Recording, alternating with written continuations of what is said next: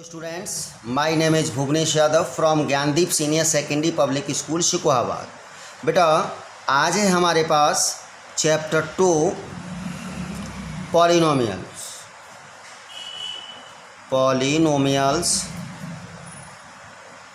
ठीक है, R D Sharma से।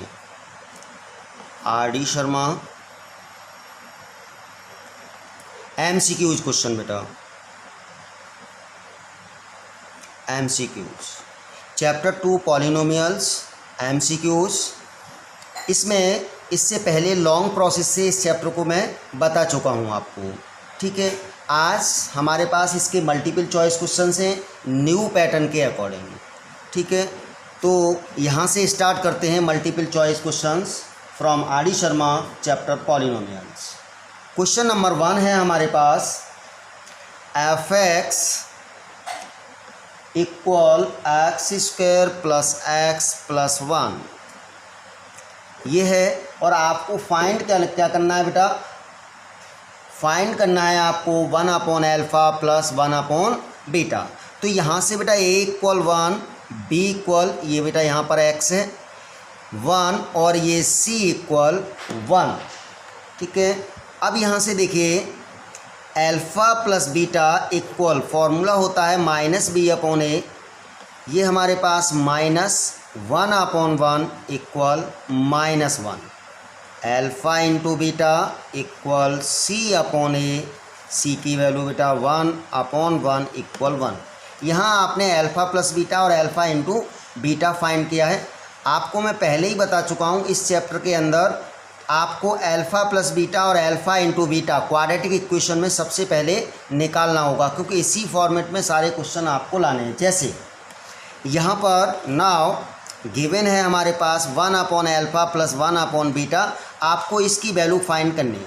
तो आपको यहाँ अल्फ़ा या बीटा की वैल्यू फाइंड नहीं, किसकी मालूम है, 1α प्लस बीटा और अल्फ़ा इंटू बीटा।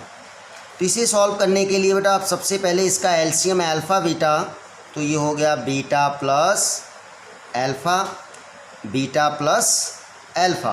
तो बीटा प्लस अल्फ़ा या अल्फ़ा प्लस बीटा, ठीक है, एक ही बात है। तो यहाँ से अल्फ़ा प्लस बीटा की वैल्यू आपने फाइंड की है -1 अपॉन अल्फ़ा बीटा की वैल्यू फाइंड की है 1। तो यहाँ इसका आंसर आ चुका है -1। तो -1 के अकॉर्डिंग इसका कौन सा पार्ट राइट हुआ बेटा, बी पार्ट राइट हुआ। ठीक है, यहाँ इसका बी पार्ट राइट है। इसी तरीके से आपको क्वेश्चन नंबर 2 निकालना है। क्वेश्चन नंबर 2 ये हमारे पास f(x) इक्वल 4x² प्लस का 3x प्लस 7। यहाँ बेटा a equal 1, b equal 3, c equal 7। तो alpha plus beta equal -b/a, यानी माइनस बी की वैल्यू 3/1, तो वो 3 ही रहेगा। ठीक है बेटा, ऐसे ही अल्फ़ा इंटू बीटा, यहाँ आपने निकाला alpha into beta equal c/a। c की वैल्यू है मेरे पास, ये बेटा यहाँ पर ये देखिए ज़रा, a की वैल्यू बेटा 4 है, यहाँ a की वैल्यू यहाँ 4 है, तो ये आ गया -3/4 बेटा। ठीक है, a की वैल्यू इस जगह 4 है, 4 करनी है। फिर बेटा -b/a, b की वैल्यू 3 और अपॉन a की 4, c/a, c की वैल्यू यहाँ पर बेटा 7 अपॉन e की वैल्यू 4। अल्फ़ा इंटू बीटा आपका आ गया 7/4। वैल्यू आपको फाइंड करनी है। नाउ 1/α प्लस 1/β आपको वही करना है जो अभी इससे पहले क्वेश्चन में किया था, अल्फ़ा बीटा एलसीएम। तो ये क्या हुआ बेटा, बीटा प्लस अल्फ़ा, यहाँ से बीटा प्लस अल्फ़ा यानी अल्फ़ा प्लस बीटा था आपके पास -3/4 अपॉन अल्फ़ा बीटा है 7/4। 4 से 4 कैंसिल, ये -3/7। आप देख सकते हैं -3/7 कौन सा पार्ट राइट है बेटा, डी ऑप्शन आपका राइट है। यहाँ से डी ऑप्शन राइट है आपका। ओके, -3/7। नेक्स्ट क्वेश्चन है मेरे पास 3। क्वेश्चन नंबर 3 है, if 1 zeros of the polynomial f(x) equal x² + 4 और ये x square plus 13x plus 4k, ये क्वेश्चन है हमारे पास। अब देखें, इसमें से ये कहा गया है कि हमारे पास जो 1 जीरोज है वो अदर का रेसिप्रोकल है। जैसे एक जीरोज आपने x कह दिया तो दूसरा 1/x है, जैसे एक जीरोज आपने अल्फ़ा कह दिया तो दूसरा 1/अल्फ़ा है। देखते हैं हम बेटा, यहाँ से a इक्वल है मेरे पास k² plus 4, b equal 13, c equal 4k। यहाँ से रेसिप्रोकल है तो आप कैसे निकाल सकते हैं? जैसे आपने कह दिया एक हमारे पास अल्फ़ा है, नहीं अल्फ़ा इंटू बीटा इक्वल होता है बेटा c/a। जैसे एक जीरोज हमारा अल्फ़ा है तो दूसरा जीरोज उसका रेसिप्रोकल है तो 1/अल्फ़ा हो जाएगा बेटा, 1/अल्फ़ा। तो यहाँ क्या होगा, इक्वल c की वैल्यू 4k/a है मेरे पास k² प्लस 4। तो बेटा अल्फ़ा से अल्फ़ा कैंसिल हो गया, यहाँ बचा 1 इक्वल 4k/k² प्लस 4। बेटा देख लीजिएगा, c की वैल्यू 4k/a की value k² plus 4। Alpha beta यानी जीरोज एक दूसरे के रेसिप्रोकल हैं। अगर इसे अल्फ़ा लिखा है तो दूसरा 1/अल्फ़ा होगा, इसे अगर बीटा लिखा है तो दूसरा 1/बीटा होगा। अपॉन 1 करके बेटा क्रॉस मल्टीपल किया तो ये k² प्लस 4k, ये k², यहाँ से बेटा k² प्लस 4 इक्वल 4k। बेटा ये क्रॉस मल्टीपल। अब हम 4k सेपरेट कर देंगे LHS साइड में, माइनस का 4k प्लस 4 इक्वल 0।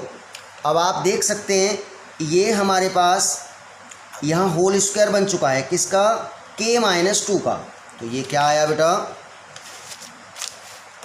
ये k-2 का होल स्क्वायर इक्वल 0।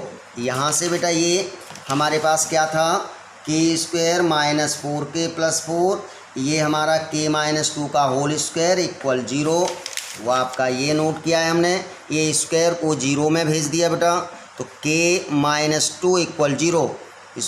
तो ये k इक्वल कितना आ गया बेटा, 2। k की वैल्यू फाइंड करनी थी, तो कौन सा पार्ट राइट है आपका थर्ड का बेटा, ए पार्ट राइट है, इसका ए पार्ट हमारा राइट होगा।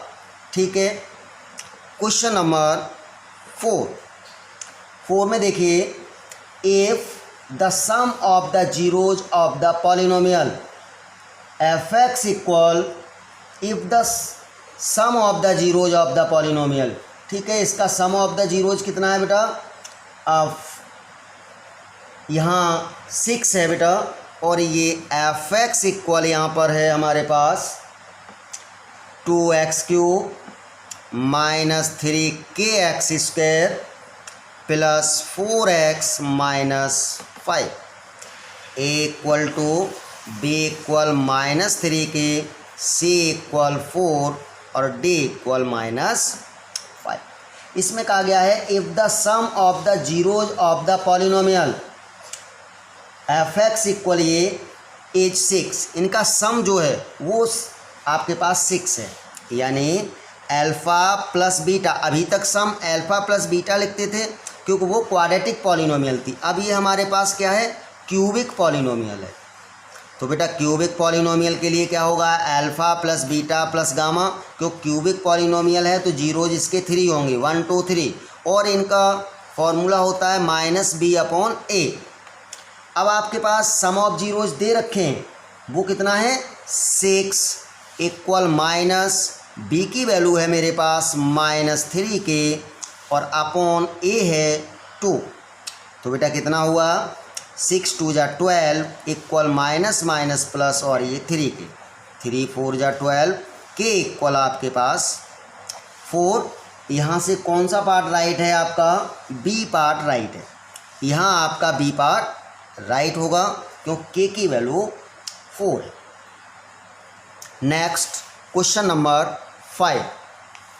क्वेश्चन नंबर 5 मेरे पास ये है कि if alpha and beta are zeros of the polynomial fx equal x² plus p x plus q then a polynomial. तब एक पॉलिनोमियल बताओ जब उसके जीरोज 1/α एंड 1/β हैं। तो बेटा a equal 1, b equal p और c इक्वल q।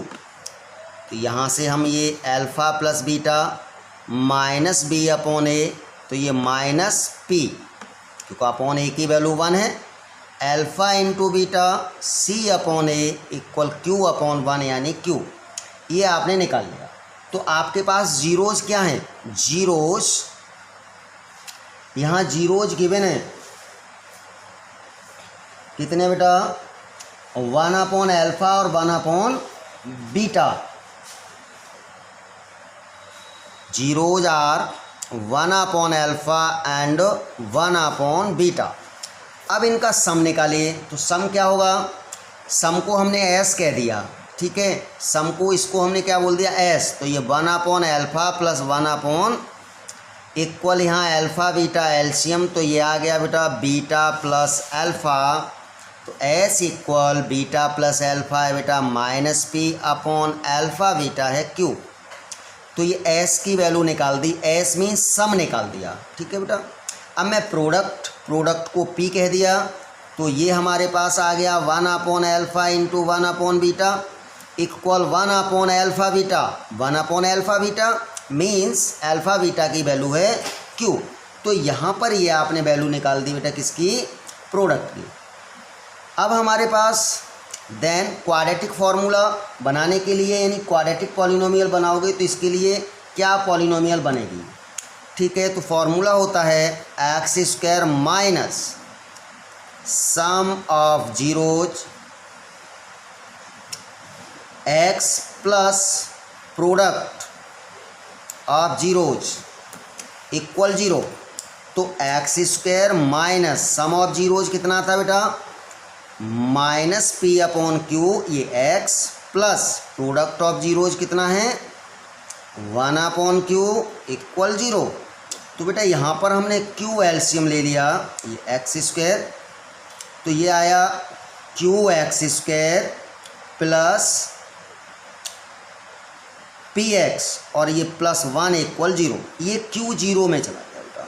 ये क्यू क्यों 0 के साथ मल्टीप्लाई करेगा और 0 कहीं भी मल्टीप्लाई करता है तो उसको 0 कर देगा। तो यहाँ क्या बना आपके पास? Q x square plus p x plus 1।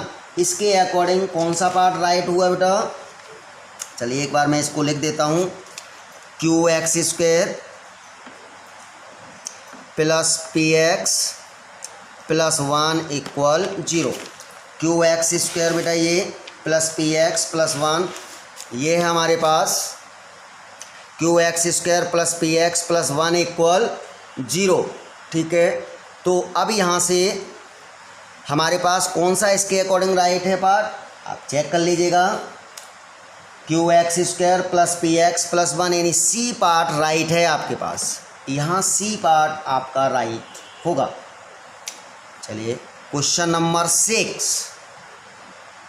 Question number 6 है मेरे पास f x equal x square minus p x plus 1 minus c, ठीक है।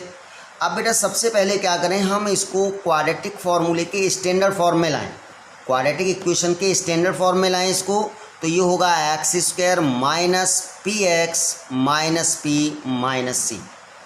अब देखिए यहाँ से बेटा ए इक्वल 1 और ये बी इक्वल कितना हो गया बेटा? माइनस पी, ये माइनस पी, और सी इक्वल हो गया minus P minus C. Beta alpha plus beta minus B upon ए, तो ये माइनस और ये माइनस पी अपॉन 1 इक्वल आ गया P. Alpha into beta C upon A, C की value minus P minus C upon में 1, तो यही रहेगा। अब बेटा हमें वैल्यू किसकी निकालनी है?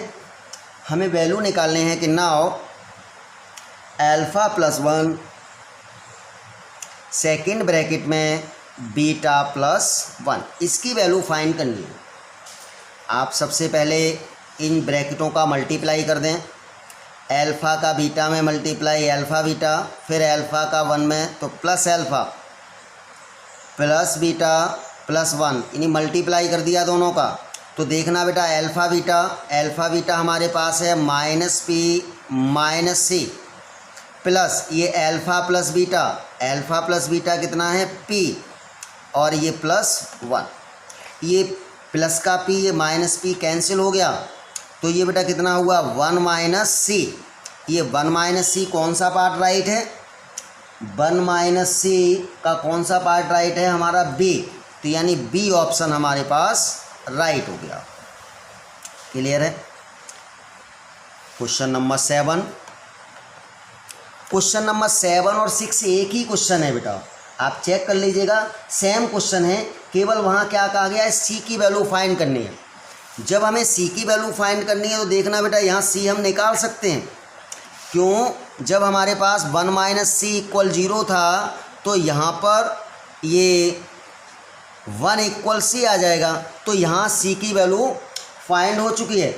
सी की वैल्यू कितनी है 1, तो यहाँ सी की वैल्यू 1 होगी, और इसके लिए आपके पास कौन सा पार्ट राइट है बेटा, ए पार्ट राइट है, यहाँ से ए पार्ट आपका राइट होगा, क्योंकि 7 और 6 दोनों एक ही क्वेश्चन थे बेटा। एक में उन्होंने इसकी वैल्यू फाइंड करवाई थी alpha plus 1 and beta plus 1, और दूसरे में सी की वैल्यू, तो हमने इसी से 1 माइनस सी इक्वल 0 कर दिया और सी इक्वल 1 आ गया। ठीक है। क्वेश्चन नंबर 8, क्वेश्चन नंबर 8 जब देखेंगे ये दिया हुआ है a plus b plus c is less than 0। ठीक है, तो यहाँ पर जो ये कह रहा है कि जो हमारा एफ एक्स है a x square plus b x plus c, a x square plus b x plus c, तो ऐसी कंडीशन में कौन सा पार्ट राइट होगा। देखो बेटा c इक्वल 0 नहीं हो सकता, c इज ग्रेटर देन 0 ये भी नहीं हो सकता, c इज लेस देन 0 हमारा राइट होगा। ये याद रखना बेटा, ये हमारी चीज़ को यहाँ से याद रखिएगा। क्वेश्चन नंबर बेटा 9 और 10, 9 का जो आंसर है 9 का ए पार्ट राइट है और 10 का हमारा बी पार्ट राइट है। ठीक है, ए पार्ट राइट का मतलब यहाँ दिया हुआ है, और 9 और 10 देखो बेटा मैं समझा चुका हूँ, इसलिए मैं इसे दोबारा नहीं देख रहा हूँ, और इसको मैंने कहाँ समझाया था वो मैं आपके पास लिखे दे रहा हूँ। ठीक है बेटा, ये मैं लिख रहा हूँ आपको, मैंने इस चीज़ को कहाँ पे समझाया था वो नोट कर लीजिएगा आप। ये आपको पेज नंबर 2.20, पेज नंबर 2.20 पर बताया था एग्जाम्पल 2, वही क्वेश्चन है ये यहाँ पर आया है मल्टीपल चॉइस में, तो एक बार वहाँ से रीड करिएगा और इनके आंसर दीजिएगा। फिर भी समझ में नहीं आते हैं तो आप हमें पूछ सकते हैं, क्योंकि मैं इससे पहले उनको वहाँ पे ग्राफ में समझा चुका हूँ बेटा। ओके,